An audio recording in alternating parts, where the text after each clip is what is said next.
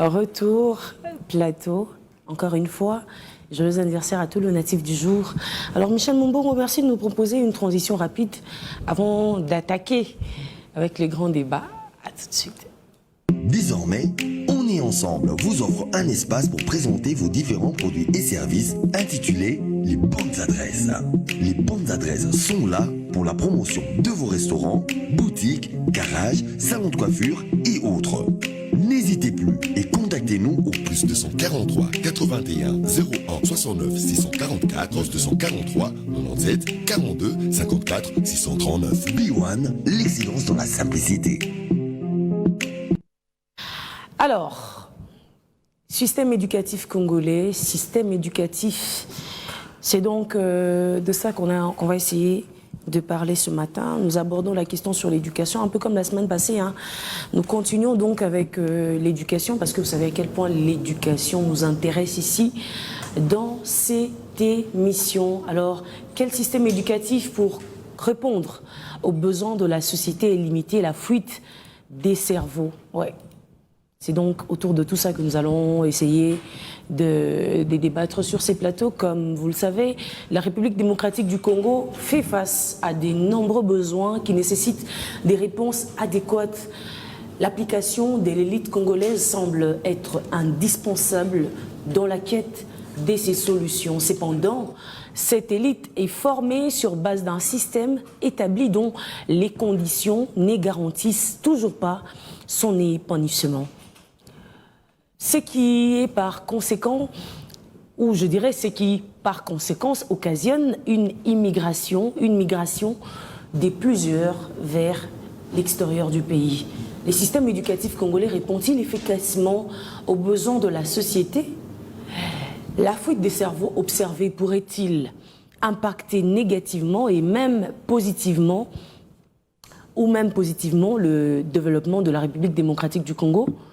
Avec vous, nous allons répondre à ces différentes préoccupations ici, dans On est ensemble. Quel système éducatif pour répondre aux besoins de la société et limiter ainsi la fuite de cerveau? Bienvenue à Derrière le temps. Alors, sans plus tarder, première question. Pensez-vous que l'actuel système éducatif congolais est adapté aux réalités et besoins de notre société? Docteur Aron. Merci Madame Bénédicte, bonjour à vous, bonjour à nos téléspectateurs, bonjour aux co-débatteurs. Nous commençons cette émission avec un rallye parce que vous savez les embouteillages et tout c'est compliqué. Alors je vais répondre à votre question. Le système éducatif, je pense que le système qu'on a actuellement n'est pas très adapté aux besoins de notre société. Nous avons un système archaïque, un système que je qualifie qui souffre de trois tares principalement. Premièrement, c'est un système qui est dans une désuétude, un système archaïque qui a un contenu pratiquement archaïque. Je me rappelle, il y a quelqu'un qui me disait qu'aujourd'hui, il y a dans certaines écoles où on enseigne encore la dactylographie, sténographie et tout, je ne sais pas si c'est pour en faire quoi. Le système éducatif que nous avons aujourd'hui, c'est également un système qui souffre de ce que j'appelle, il y a un caractère surérogatoire, c'est-à-dire le contenu est plein pour rien. Il y a beaucoup de choses inutiles qu'on nous donne qui, en fait, ne répondent à rien à notre société. Et puis, troisième qualificatif, c'est un système trop formaliste. On fait beaucoup de choses pour la forme. Beaucoup de choses, vous allez voir des stages professionnels que les gens partent faire. Parfois, c'est juste pour la forme. Dans les fonds, il n'y a rien. Vous allez passer votre temps, je ne sais pas moi, pour les juristes, par exemple au barreau ou, je ne sais pas, dans un hôpital pour le médecin, ainsi de suite. Vous allez passer votre temps inutilement. Dans les fonds, on fait beaucoup de choses par formalité. Même les mémoires qu'on défend à la fin, là, c'est par formalité. Parce que eux-mêmes, après le contenu, ça sert à quoi? Combien de mémoires ont déjà été exploitées? Parce que certains mémoires ont traité des problèmes véritables de la société. On traite par exemple un problème sur l'insécurité, le Koulouna. Et là, on propose toujours recommandations. Aux autorités, nous recommandons ceci, cela. Qui prend le temps d'aller lire ces recommandations-là? personne. Mais si ces recommandations ne vont servir à rien, pourquoi on continue à les faire? C'est la forme. Et donc, ce système éducatif est encore très archaïque et n'est pas adapté à nos problèmes de la société. Les problèmes de la société congolaise sont ailleurs. Mais regardez, notre formation est centrée sur les mêmes choses. Depuis des années, on fait les mêmes choses. Depuis des années, on se contente à devenir juriste, médecin, économiste. On fait la communication. Il y en a plein. Alors que le véritable besoin de la RDC n'est pas là. Le véritable besoin de la RDC, nous avons des terres arables. Qui sont censés exploiter ces terres? Nous avons des poissons qui meurent dans des fleuves et tout. Qui sont censés le faire? Personne ne fait la pêche, personne ne fait l'élevage, personne ne veut faire l'agronomie. On a donné une certaine connotation à certaines facultés, comme quoi c'est des facultés des hommes moins intelligents, alors que les besoins de la société se trouvent là. On croit que pour être intelligent, il faut devenir juriste, il faut devenir médecin, il faut devenir économiste, c'est tout ce que vous voulez. Donc c'est un système qui est vraiment basé sur un modèle archaïque hérité depuis l'époque coloniale. Très bien. C'est un système archaïque. C'est tout ce que moi je retiens. Je ne vais pas attaquer avec Joël, je sais que ça va être... on risque de nous retrouver avec le feu sur le plateau, donc on va temporiser un tout petit peu. Toms, pourquoi j'ai dit Toms? Toms, le ton de tu fous quoi dans ma tête? C'est pas normal. Nito Prince, bonjour. Bonjour la diva, je suis content que vous ayez voulu temporiser avec moi. Ben oui, on a besoin de votre douceur quand même. Avec Joël. Alors, je voudrais quand même circonscrire ou alors peindre un peu le tableau de notre système éducatif congolais. Premièrement, je suis content que sur ce plateau, nous sommes tous les fruits de ce système scolaire congolais, ou de l'éducation congolais. Et c'est toujours bien, en fait, quelquefois, de s'autoflageller. Si bien que c'est pas aussi bon, mais ça passe quand même des fois des s'autoflageller. Alors, le système congolais, le système de l'éducation congolais se présente comme suit, ou alors c'est structuré de la manière suivante. Nous avons premièrement, et ça je ne vous apprends rien, nous avons l'école maternelle, nous avons l'école primaire, nous avons l'école secondaire et les instituts supérieurs ainsi que l'université. Et dès le départ, notre système congolais a été complètement calqué sur le modèle belge. Et c'est sur base de ça que nous sommes en train d'évoluer. Et dans notre pays, le système éducatif congolais comprend pratiquement deux types d'éducation. Nous avons d'un côté l'éducation formelle, qui est prise en charge par le ministère de l'EPST et ainsi que le ministère de l'ESU. Mais nous avons aussi un autre type qu'on appelle l'éducation non formelle. Et ce secteur-là, je ne le savais pas.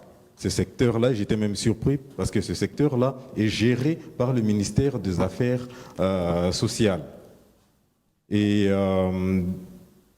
à côté de ces deux types d'éducation, nous avons aussi l'éducation informelle, qui est un programme en fait spécialisé pour des personnes vivant avec handicap. Alors, revenons dans le vif du sujet. Je suis d'accord avec quelques points évoqués par le Docaran, mais je pense personnellement que notre système, il n'est pas aussi mauvais que ça. Notre système n'est pas aussi mauvais que ça. Seulement, quand nous arrivons au niveau de l'encadrement ou du contenu, c'est là où il y a un petit problème. Vous vous souviendrez que la génération de nos parents, très rares sont ceux-là qui obtenaient même les diplômes d'État. Il y avait un niveau qu'on appelait le D4. Et ces personnes-là, croyez-moi, étaient mieux que même les universitaires que nous avons aujourd'hui. Ça veut dire qu'on a dégringolé, en fait. Exactement, exactement. Donc, il n'y avait pas à l'époque une panoplie d'universités comme nous les avons aujourd'hui, mais ces personnes-là, qui n'étaient que des 2-4, pouvaient aujourd'hui, et d'ailleurs jusqu'aujourd'hui, tenir tête face à un diplômé d'université. Ça, c'est la première des choses. La deuxième des choses, c'est que nous voyons la surpopulation. Moi, j'ai fini à l'université de Kinshasa. Nos enseignants qui ont étudié à l'université de Kinshasa du temps de l'Ovanium nous disent que l'université de Kinshasa était dédiée pour 5 000 étudiants seulement. Moi, quand j'ai finissé, il y a de cela 10 ans, on était à 25 000 étudiants. Et aujourd'hui, il y en a plus. Vous arrivez dans une salle qui, en principe, était dédiée, par exemple, en 100 étudiants, mais aujourd'hui, vous vous retrouvez face à un auditoire qui compte plus de 2000 étudiants. Déjà, cette surpopulation de la salle pose problème. Et c'est problème parce qu'on est en train de parler du système éducatif congolais, c'est pratiquement le problème que nous retrouvons pratiquement à tous les niveaux. Dès l'école primaire, secondaire et aussi au niveau des instituts supérieurs ainsi que des universités. Parce que ce qui est sûr, c'est que le niveau maternel dans notre pays n'est pas obligatoire. Donc ce sont là un peu des problèmes auxquels nous faisons face très souvent. Mais il y a aussi un autre problème que je voudrais un peu épingler, c'est le manque de financement de ces secteurs. Aujourd'hui, vous et moi, nous sommes d'accord du fait que l'éducation, c'est la base de toutes les sociétés du monde. Mais quelle est l'importance, quelle est la place de l'éducation dans notre pays? Aujourd'hui, après quelques années, nous avons aujourd'hui plus de 60 ans après l'indépendance. Rapidement, Prince. Oui, je suis en train de chuter par là. Nous remarquons que même dans la loi des finances, quand on doit programmer différents secteurs, le secteur de l'éducation reste le dernier cadet, disons le dernier souci de nos dirigeants. Et c'est là où ça pose vraiment problème, parce que si on ne veut pas, si on veut l'émergence de ces pays, nous devons en principe avoir des personnes qui sont bien éduquées sur le plan intellectuel. Et d'ailleurs, en chutant par là, Madame, permettez, nous avons déploré notamment l'absence aujourd'hui dans la matière, dans nos matières à l'université, le cours de l'éducation civique. Nous les avons eus, mais nos enfants, nos jeunes frères aujourd'hui, nos jeunes sœurs n'ont pas ce cours-là. Et que voulez-vous produire aujourd'hui comme citoyens? Donc, on a des gens. Le Congo sera surpeuplé. Aujourd'hui, on parle de plus de 100 millions d'habitants. Mais quelle est la qualité de ces citoyens? Quelle est la qualité de ces Congolais que nous voulons dans notre pays? Très bien, Prince Nito. Alors, quelle peut être, selon vous, la raison qui pousse beaucoup des jeunes d'aujourd'hui à chercher à tout prix à aller étudier à l'étranger? Ça tombe bien parce que nous sommes avec Madame Arodi Ilonga sur ces plateaux. Elle en sait un peu plus. Bonjour, Madame Bénédicte. Bonjour. Bonjour tout le monde. Alors, sur ce matière-là, j'ai de réponses parce que notre système éducatif est défaillant. Pourquoi je dis ça? Moi, je pars à l'université, par exemple, pour faire le marketing. Arrivé à l'université, s'il vous plaît, on me donne le cours de la comptabilité. Ça alors? D'accord? Je vais apprendre la comptabilité pour faire quoi avec la comptabilité? Alors qu'à l'étranger, une personne qui se focalise sur le marketing, je vous jure, la personne aura les cours de marketing. Ça va lui perfectionner. Ça va faire en sorte que la personne puisse se développer, se découvrir et développer d'autres potentiels en lui qui va lui permettre à l'avenir de servir dans sa société et à lui-même. Alors que ici, tu pars à l'université par exemple pour faire le droit. Non, en droit, tu auras peut-être le cours de... On va t'apprendre des trucs avec le marketing, je ne sais pas trop. Tu es en marketing, tu es en comptabilité, on t'apprend des trucs avec le marketing. C'est quoi le rapport? Alors que moi, je me dis, si tu es à l'université, tu choisis le marketing par exemple, ou le droit, on t'oriente sur ce que tu as choisi pour faire comme... filiale, on te dit par exemple, vous aurez les droits, vous aurez que le cours de droit, vous allez voir que vous allez vous redécouvrir et être une personne que vous n'imaginez même pas. Alors qu'ici, c'est le contraire, je vous jure. Moi, j'étais en pédagogie, mais je vous jure que j'avais les cours de la biologie. Parfois, je me dis, qu'est-ce que je vais faire avec ce cours? Mais en pédagogie, tu vas enseigner, peut-être que tu vas enseigner. Oui, je vais enseigner. Ah oui, en pédagogie. En pédagogie, vrai, je vais enseigner, mais par moments, je me disais, mais qu'est-ce que je vais faire avec ce cours? Alors, je devais rester focus sur la psychologie, la pédagogie et l'apprentissage d'autres choses. Et c'est que je vécu à l'université. Moi, je suis allée à l'université pour faire le marketing, mais j'ai eu droit au marketing, j'ai eu droit, à la comptabilité, j'ai eu droit à d'autres cours. Mais ailleurs, c'est pas comme ça.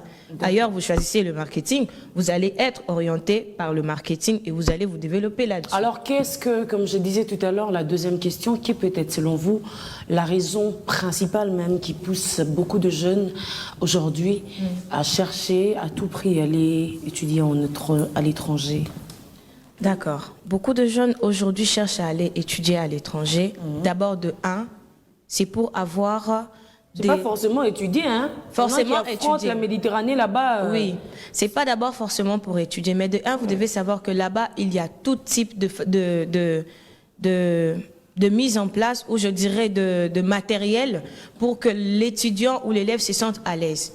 C'est étudie, apprend et se développe psychologiquement, intelligemment, par sa façon de faire les choses. Il y a aussi de l'autonomie, tu vois, tu ne dépends pas de la famille. Tu es là, tu dis papa n'est pas là, maman n'est pas là, je dois faire des efforts, je dois me concentrer dans mes études pour avoir des très bons résultats. Mais alors qu'ici, c'est complètement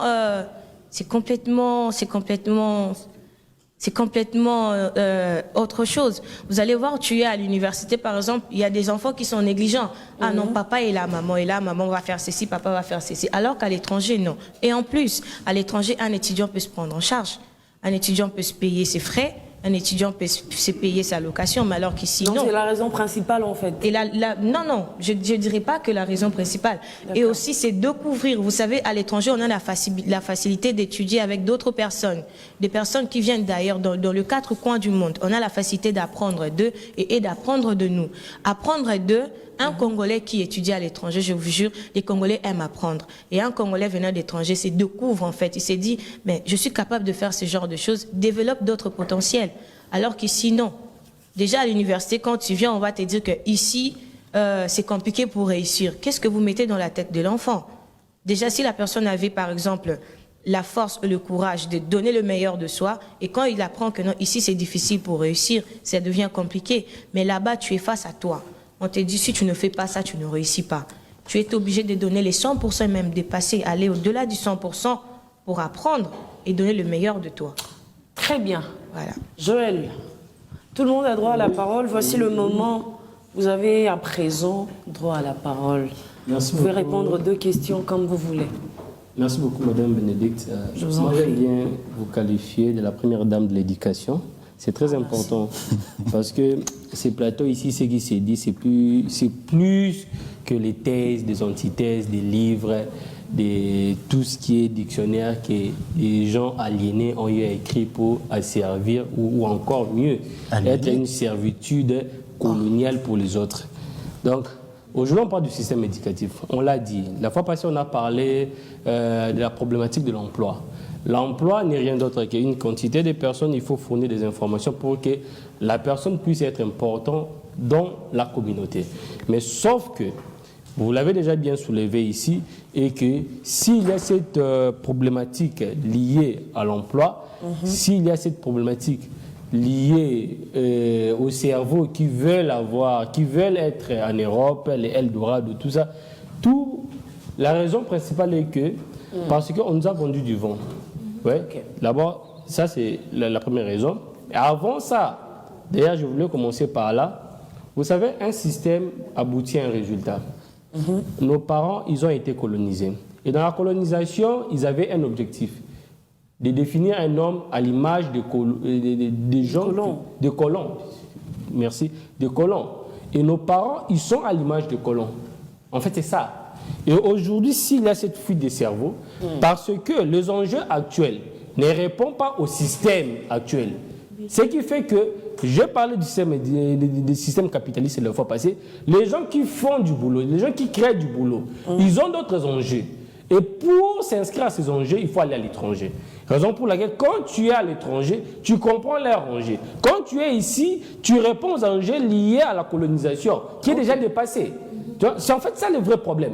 Tous nos professeurs, j'ai du respect parce que je suis du système, j'avais qualifié du système périmé et je confirme encore. Je pensais que j'étais sur le point de retirer en fait. Je ne peux jamais retirer, c'est périmé. Toi-même, le produit est périmé parce que ce produit, il y a un temps qu'on pouvait utiliser pour un besoin, pour une finalité. Et quand cette durée est dépassée, le produit est périmé. Nos parents, durant les temps de la colonisation, leur système était efficace, d'où les chefs disaient tout à l'heure qu'ils étaient plus performants, tout ça, aux raisons de la colonisation, aux raisons des besoins coloniales. Là, ils étaient plus performants. Quand tu parles bien français, quand tu parles bien anglais, quand tu maîtrises la mathématique, on te dit que tu es intelligent, alors que c'était une servitude coloniale.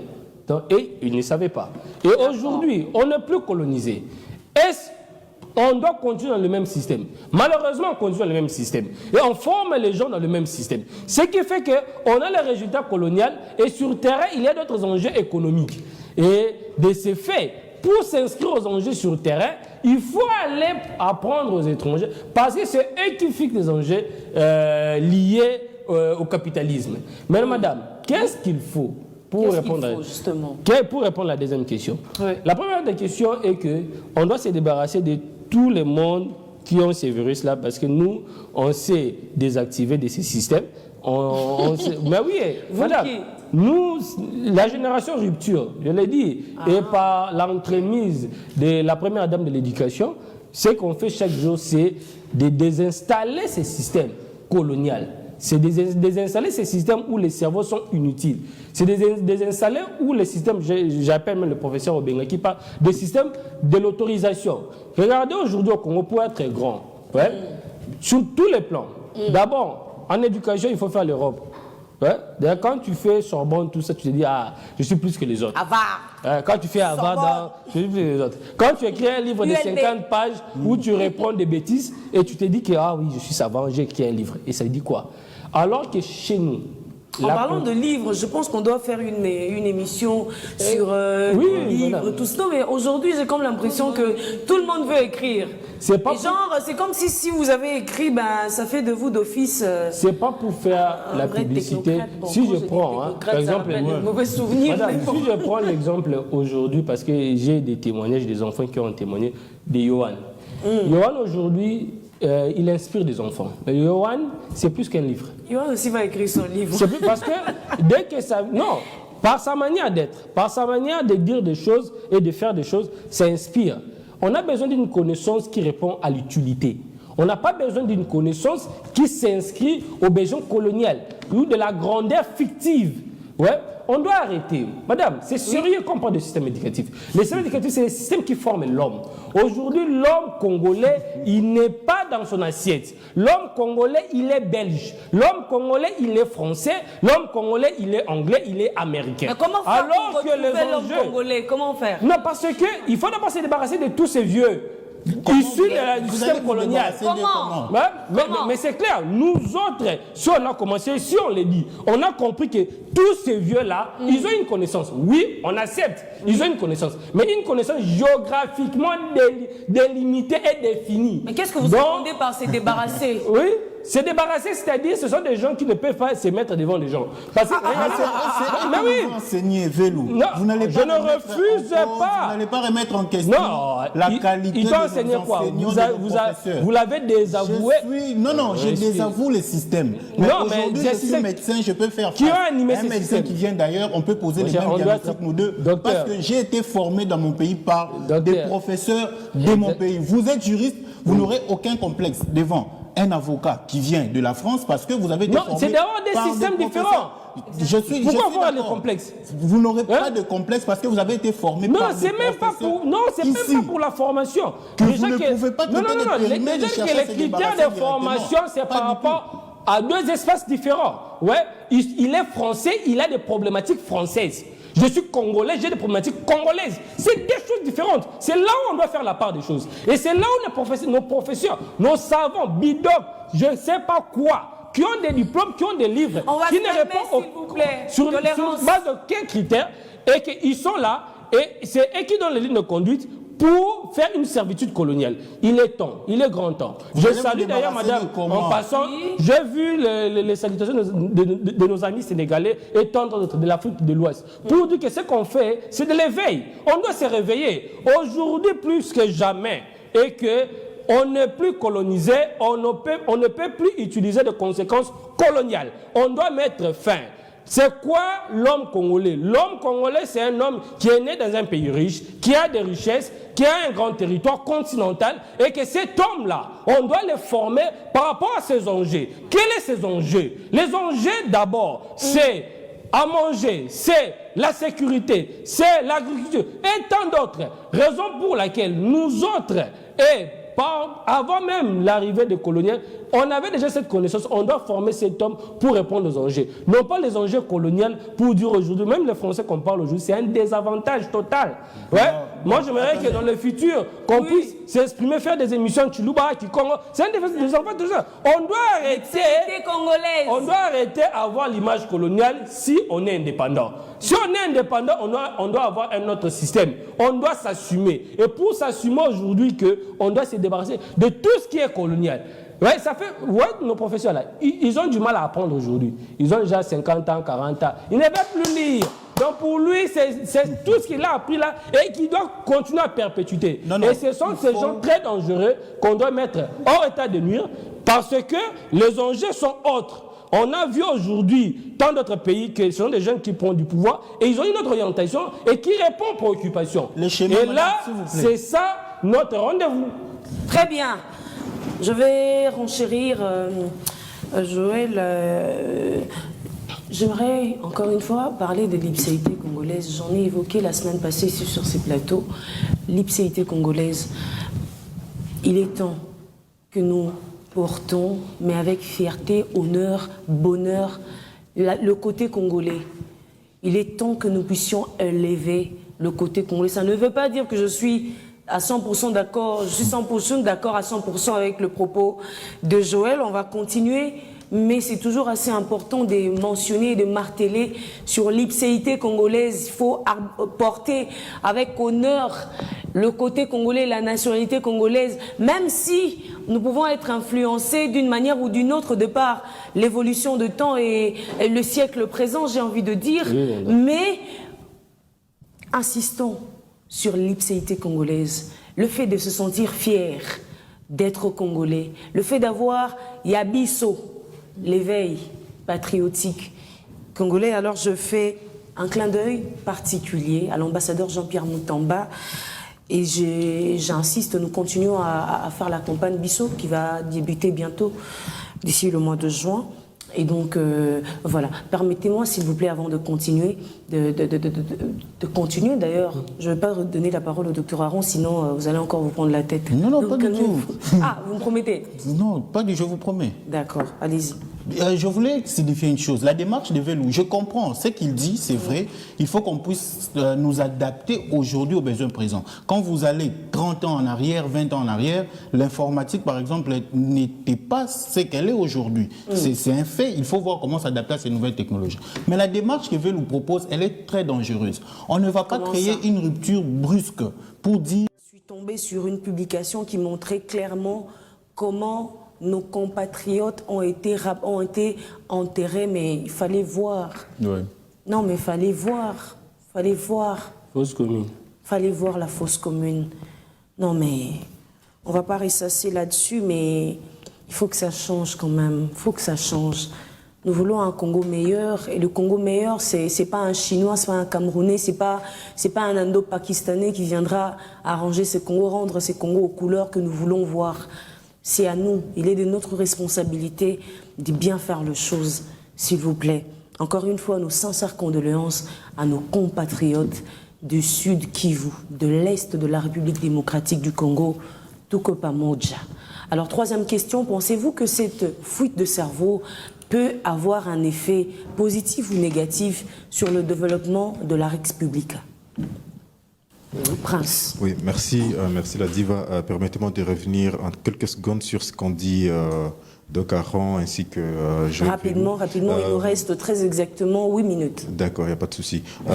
Vous savez, notre système éducatif a complètement disparu pendant, disons, vers les années 1974. Complètement. Comme je le disais tantôt, j'ai fini à l'université de Kinshasa. Il y a des filières dans lesquelles on a plus d'étrangers, notamment la médecine et la polytechnique. Et cette question-là, en fait, Doc Aron là, on les forme étant des généralistes. Mais écoutez, quand ils quittent le pays pour aller se spécialiser, mais ce sont des génies. Ce sont des génies. On a des témoignages de plusieurs de nos frères qui sont allés pour la spécialité en dehors du pays. Mais ce sont des génies une fois arrivés là-bas. Moi, je pense que ce qu'il faut, je ne m'inscrirai pas dans la démarche de Joël, mais je pense que ce qu'il faut actuellement pour nos professeurs, pour nos enseignants, c'est la formation continue de qualité qui doit être assurée. Sinon, on ne peut pas venir, on peut pas, c'est ça, on doit imposer. C'est vrai quand même qu'à un moment donné, quand l'État congolais distribuait par exemple les véhicules aux enseignants à l'université de Kinshasa, mais en fait, c'était en prêt. Et qu'est-ce qu'on a dit? Dans 10 ans, ils auront déjà payé leurs dettes. Mais on a fait les calculs. Vu l'âge de ces enseignants, sur les 100%, en tout cas, après 10 ans, on resterait peut-être avec 40% seulement. Parce que les autres, bon, peut-être que Dieu les aura déjà appelés. Alors, ça, c'est vraiment une réalité face à laquelle nous sommes. Alors, par rapport à la fuite des cerveaux, madame, pour un étudiant qui quitte, bon, un jeune diplômé qui quitte pour aller étudier à l'étranger, ce n'est pas une fuite des cerveaux. La fuite des cerveaux, c'est quand nous avons déjà une personne déjà mûre, la personne compétente qui quitte son pays pour aller chercher une vie meilleure. Non, Prince, même là, c'est une fuite des cerveaux. Nous avons vécu pendant la guerre de 92, par exemple. La plupart, pourquoi par exemple l'université de Kinshasa s'était vidée par ses professeurs? Le Rwanda voisin a recruté parmi nos enseignants de l'université de Kinshasa des spécialistes en médecine, des spécialistes en polytechnique, des spécialistes en droit, des spécialistes en économie, dans plusieurs domaines qui autrefois constituaient la force de l'université de Kinshasa. Permettez-moi de citer, parce que c'est quand même l'image, la première université du pays. Mais en tout cas, toutes ces personnes sont allées là-bas et ils ont passé pratiquement plus de 30 ans de l'autre côté. Les mêmes personnes, d'autres personnes qui sont allées de l'autre côté, d'autres sont allées en Afrique du Sud. Et d'ailleurs, aujourd'hui, quand vous êtes en Afrique du Sud, la plupart des médecins qui sont là, ainsi que dans d'autres domaines, ce sont des Congolais. Là, on parle des fuites des cerveaux. Même ces jeunes diplômés que vous perdez, c'est une fuite des cerveaux. Rapidement, s'il vous plaît. Il va servir aux intérêts des autres. Rapidement, s'il vous plaît. Cerveau veut dire les cerveaux fournis de... Non. Le jeune diplômé qui s'en va, il y va sans aucune compétence. Non, monsieur Prince, écoutez, vous avez la richesse aujourd'hui même économique. Ça dépend de la capacité démographique. Cela veut dire que les gens qui ont une masse démographique sont des pays en grande consommation. Si vous êtes un pays à une grande consommation, c'est un pays où la potentialité économique est valorisée, c'est-à-dire on va vendre tout ça, on va se développer. Pour avoir cette capacité démographique, non, pour d'abord avoir la capacité, il faut reproduire. Et si les gens qui ont cette capacité démographique, on prend cette capacité avec les histoires de développerie, patati patata, pour servir d'arranger des cartons en Europe, pour servir tout ça, c'est là, en fait, c'est quoi? On sert de notre démographie pour répondre à leurs enjeux. Ouais? Et ici, chez nous, on a aussi besoin de ces gens-là. La fuite des cerveaux, ce n'est pas seulement par rapport à ce que tu dis là. Non. Très bien. La fuite des cerveaux, c'est aussi par rapport à une masse. Cette masse, nous avons besoin de ça. Très pour bien. répondre à cette préoccupation que nous avons. Ce n'est pas simplement la qualité. Et je n'aimerais pas évoquer l'histoire parce que l'histoire ne change jamais. Ça va, merci. Merci. Nous sommes arrivés à la fin de l'émission, mais avant de mettre un point final à ces magazines, permettez-moi de vous poser la dernière question. Je compte sur vous pour être plus rapide afin que nous puissions bien atterrir. Alors, puisque on est ensemble, ce n'est pas que des préoccupations, ce n'est pas que des tirs à balles réelles, c'est aussi des pistes de solutions. Ici, c'est aussi ces tribunes, nous servons également de ces tribunes pour proposer des solutions. Alors, selon vous, comment devrait être orienté le système éducatif dans son ensemble pour limiter cette fuite de cerveau que nous évoquons sur ces plateaux? Madame. Alors, selon moi, je pense que l'État doit d'abord améliorer l'accès et l'apprentissage à travers le système éducatif dans tous les niveaux. Vous savez, s'il y a l'amélioration, si nous avons des équipements adéquats, si nous avons des infrastructures qui répondent aux besoins et aux normes possibles pour que les enfants, pour que nos étudiants puissent apprendre, il n'y aura pas de problème. Donc, notre État a le devoir d'améliorer cela. Mais nous ne pouvons pas rester les bras croisés, voyant que tout s'écroule, tout le monde veut partir, même moi je veux partir. Tout le monde veut Qui va partir. rester ici? Moi, je veux partir. Vous savez, même moi, je veux partir. Même moi, je veux partir. Vous savez pourquoi? Qui va Aujourd'hui, le monde évolue. Quand vous partez dans des universités à l'étranger, vous allez voir, nous parlons aujourd'hui de la technologie, de l'informatique. S'il vous plaît, aujourd'hui, quand vous partez partout dans le monde, même l'enfant, comme je prends l'exemple de Yohan, parce que c'est un enfant que je suis sur Merci le réseau. de le mettre autant. Vous voyez Yohan, vous voyez les enfants comme Yohan utiliser les ordinateurs portables. Ils ont la facilité de faire des recherches, d'apprendre, de suivre des cours dans l'air. Ils le maîtrisent très bien d'ailleurs. Alors qu'ici, c'est complètement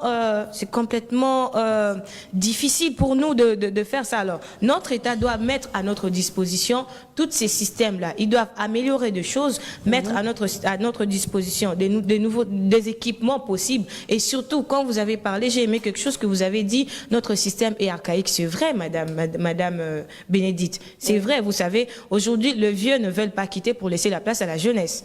Alors que la jeunesse, nous avons acquis de la connaissance, nous avons du savoir à transmettre aux autres. Comme eux, ils nous ont transmis, c'est à nous maintenant de transmettre aux autres. Pourquoi eux, ils veulent rester là, nous apprendre des choses de l'époque coloniale, alors que le monde évolue, alors qu'il y a de l'innovation. Moi, par exemple, dans mon TFC, j'avais parlé de l'apport... Je ne suis pas d'accord avec elle. Non, c'est un débat. Moi, j'avais parlé de l'apport de réseaux sociaux. J'avais parlé de l'apport de réseaux sociaux dans la communication marketing des entreprises. S'il vous plaît, dites-moi aujourd'hui quelle entreprise peut évoluer sans utiliser les réseaux sociaux. Vous voyez comment l'ère des réseaux sociaux a évolué. Mais à l'époque, on nous interdisait d'utiliser les réseaux sociaux. Sans les réseaux sociaux, comment est-ce que moi j'allais connaître Madame Bénédicte? Sans les réseaux sociaux, comment est-ce que j'allais... Télé. Non, mais à travers la télé. Moi, je ne regarde pas la télé tout le temps, mais alors que j'ai mon téléphone tout le temps. Je passe tout le temps avec mon téléphone, la télé. Peut-être quand je suis à la maison, je regarde un petit truc, je dors. Mais alors, notre gouvernement a le devoir, parce que nous sommes filles et fils du pays, nous méritons aussi l'éducation. Nous méritons l'éducation de qualité comme tout le monde. Ils ont le droit de nous fournir tout ce dont nous avons besoin. Partir à l'étranger et revenir, oui, c'est bien beau, mais eux-mêmes, ils peuvent nous les fournir ici. Évidemment. Oui, oui. Est-ce que c'est votre mot de la fin pour aujourd'hui? Qui termine d'abord, je dirais un mot de la fin. Non, vous finissez directement. D'accord. Moi, ce que je peux dire comme mot de la fin, excusez-moi, ce que je peux dire comme mot de la fin, c'est que notre gouvernement doit penser à nous. Oui. Comme nos anciens, les gens de l'époque ont pensé à eux, et aussi ils doivent penser à nous. Ils peuvent faire le recyclage de toutes ces personnes qui sont vieux, de tous ces professeurs qui ne peuvent, vous savez, apprendre, de faire tous ces recyclages de ces professeurs qui sont là, ils nous apprennent des choses de l'ancienne époque. Vous comprenez? Ils mettent des jeunes à la place, les jeunes qui ont appris de l'époque coloniale, bien sûr. La femme du monde ne donne que ce qu'elle a. De l'époque coloniale, bien sûr, de l'époque coloniale. Et ils peuvent nous donner la chance d'apprendre quelque chose de nouveau et de donner le meilleur de nous. Nos infrastructures ont besoin de nous. Il a parlé de l'agronomie. Beaucoup de gens négligent l'agronomie aujourd'hui. À l'agronomie, on a besoin de nous. Dans l'agriculture, on a besoin de nous. On n'a pas besoin de nous que dans des banques. On n'a pas besoin de nous que dans la politique. On a besoin de nous partout. Et pour avoir tout ça dans la tête, nous devons apprendre. Le monsieur a parlé de l'expérience. Mais vous ne nous apprenez rien. Comment est-ce que vous voulez que nous puissions avoir de l'expérience? Alors que moi, je suis là, j'ai besoin d'apprendre pour avoir de l'expérience et donner les meilleurs de moi dans mon pays. Et mon pays ne me donne pas des enseignements adéquats pour me permettre de me développer psychologiquement. Alors, il faut opter pour l'Internet. Parce qu'il y a ces formations qui se font aujourd'hui grâce à l'Internet. Oui, grâce à l'Internet, oui. Vous pouvez suivre vos formations sur le net. Il y a plein de sites, à moindre coût d'ailleurs, par moment. Et donc, voilà. Notre gouvernement peut nous donner ça aussi. Exactement, en bon père de famille. Le gouvernement, l'État n'est pas que celui qui réprimande. Non. L'État est aussi ce père de famille par moment qui frappe et qui réconforte, qui caresse, qui essaye de réparer les dégâts. Et donc, nous estimons que, voilà, tout ce que nous sommes en train de dire ici ne tombe pas dans une terre non fertile, je dirais. Voilà. Donc, voilà, oui, cher. Merci de ne pas être pessimiste, s'il vous plaît. J'aime l'intervention de madame. Madame, je dirais face même aux caméras, et que c'est quoi la contradiction? En fait, il y a 10 ans passés, il y a 20 ans passés, on ne pouvait pas s'imaginer... Nous sommes arrivés à la fin, ça sera votre mot de la fin. C'est le mot de la fin. D'accord. On ne pouvait pas s'imaginer des gens qui nous ont apporté la science pouvaient se contredire autant. La première contradiction, c'est quoi? D'abord, ils nous ont amené, ils nous ont dit que nous, on était nuls, tout ça. Ils ont créé le premier mouvement nudiste, donc ils n'ont plus rien apporté. De deux, on ne pouvait pas s'imaginer, aux États-Unis d'Amérique, on peut poursuivre un président parce qu'il a couché avec une prostituée, tout ça pour les détruire. De trois, la France, on ne pouvait pas s'imaginer en France, aujourd'hui on peut avoir une problématique liée au respect du droit du travail. C'est là pour dire quoi, madame, si je peux évoquer cet exemple, que ces gens qui nous ont apporté la science, ils ont leur science à expirer. Leur science à expirer. Ils n'ont plus rien à vendre. Maintenant, quand vous avez parlé même de l'apprentissage de l'Internet, c'est très dangereux parce qu'il faut une orientation. Vous savez, une masse qui n'est pas encadrée, c'est un danger. Mais c'est vous qui avez refusé la loi du numérique. C'est mon dernier mot. Maintenant, vous parlez de l'encadrement. Ah, mais oui, je n'ai pas une mémoire amnésique. Franchement. Tu as refusé la loi du numérique sur ces plateaux. Maintenant, tu évoques l'encadrement pour les utilisateurs. Non, je n'ai pas évoqué l'encadrement. J'avais déjà dit et j'assume pour dire que les droits du numérique, c'est un droit de la technologie. C'est les pays qui ont de la technologie qui peuvent s'en prévaloir du droit. Là, c'est un autre débat. Ici, on parle de l'éducation. Pour dire c'est quoi? C'est-à-dire, ils nous ont apporté une science qui est déjà périmée. Ce qui fait qu'on nous vend du vent par des réseaux sociaux. On nous vend du vent par des films, par des musiques. Même nos musiciens, pour qu'un musicien congolais soit grand, il doit aller en Europe. Pour qu'un musicien soit vedette, il doit aller en Europe. C'est en fait ça, même nos professeurs. Pour qu'ils soient ça grands, date pas d'aujourd'hui. Raison pour laquelle on doit mettre fin, madame. Parce que quand nous on part là-bas, et ils viennent ici, ils exploitent nos minéraux, et ils viennent ici, ils créent des entreprises, ils créent de la richesse.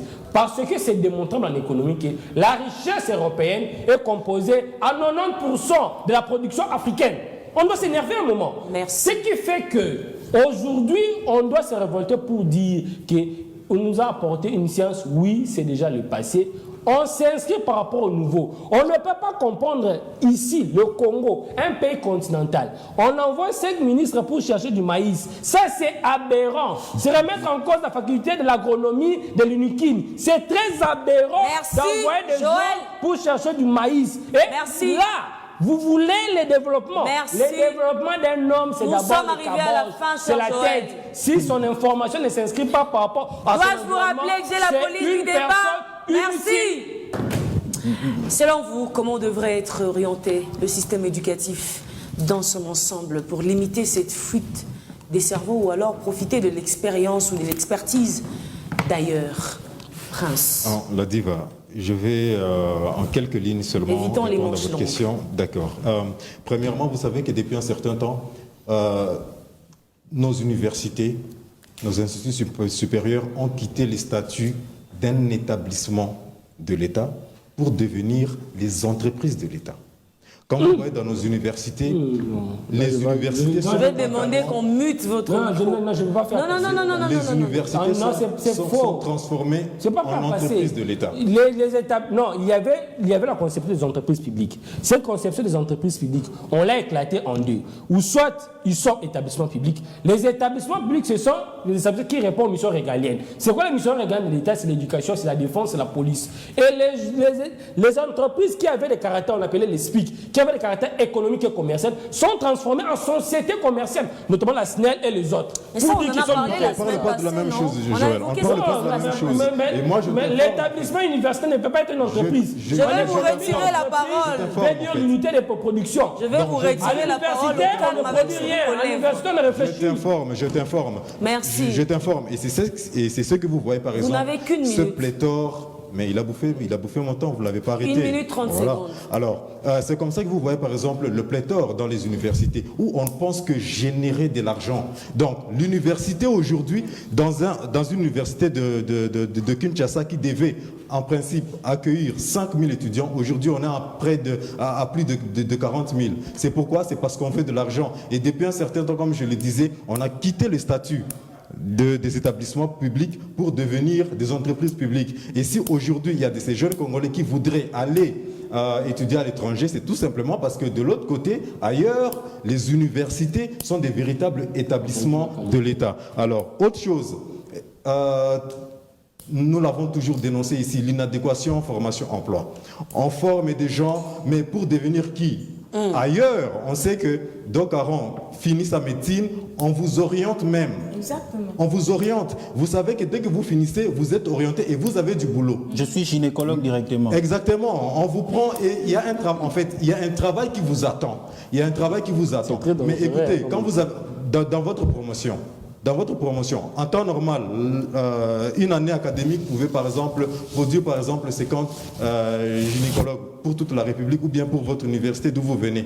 Mais aujourd'hui, vous étiez un nombre de combien? Peut-être au-delà de 500. Mais est-ce qu'il y a du travail pour toutes ces personnes? Si bien que la RDC demeure, et ça je le dis, la RDC demeure un chantier et il faudrait que nous puissions changer notre système éducatif. C'est-à-dire, comme les Japonais par exemple, l'enfant dès qu'il est à l'école primaire, il sait déjà c'est ce qu'il va faire à l'étape suivante. Il le sait. Et dès qu'il évolue, on l'oriente dans des filières qui l'aideront à être efficaces et même utiles pour la société. Et c'est ce que nous devons en principe faire. Et pour chuter par là, madame, quand j'ai rédigé mon TFC et même mon mémoire dans mon université, il n'y avait pas de bibliothèque. Il n'y avait même pas de labo. Donc il fallait aller ailleurs. Mais avec ça, avec ces conditions, comment est-ce que vous pouvez avoir des étudiants ou bien des produits finis de qualité? Je quittais l'Unikin pour aller, comment on appelle ça, Kingasen Asuka. Il y a une bibliothèque des sœurs là derrière là-bas. Imaginez, au fin fond. Donc ce sont des problèmes comme ça auxquels nous sommes confrontés. Doc Aron, peut-être chez eux, en médecine, peut-être qu'ils avaient des labos, mais en tout cas, c'est un sérieux problème que nous avons dans notre éducation. Merci, cher Prince Nito. Docteur Aron, vous n'avez que 30 secondes. Oh là là. Bon, je suis désolé.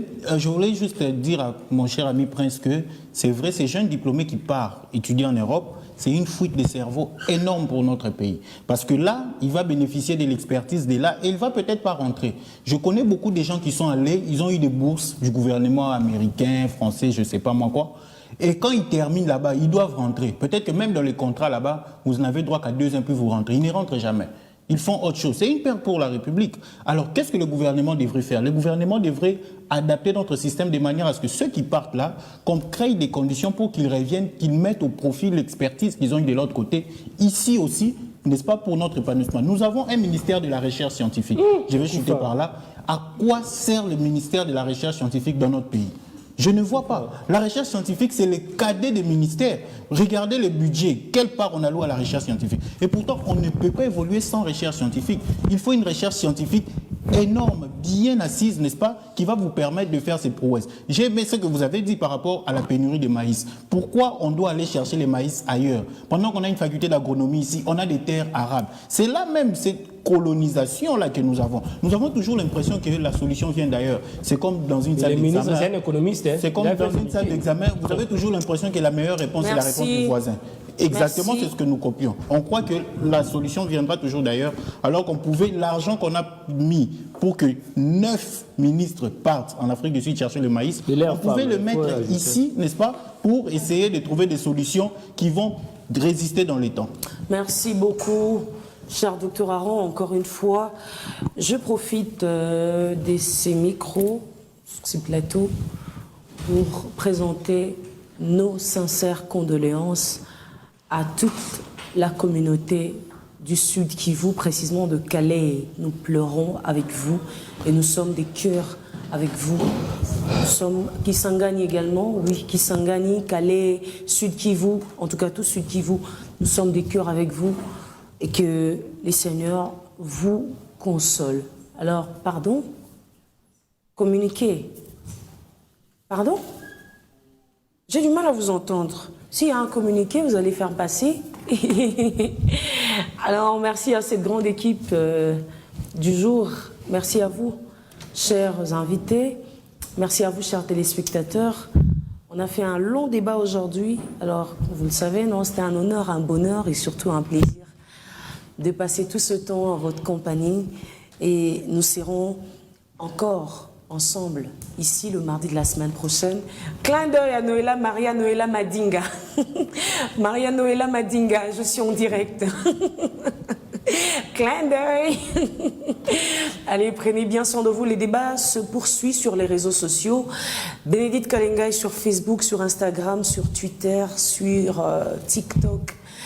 Alors, allons continuer les débats là-bas. On va continuer, on va décrypter là-bas même, avec honneur, bonheur et beaucoup de plaisir surtout. Prenez bien soin de vous. Restez en compagnie de B1 Télévision. Au revoir. Au revoir.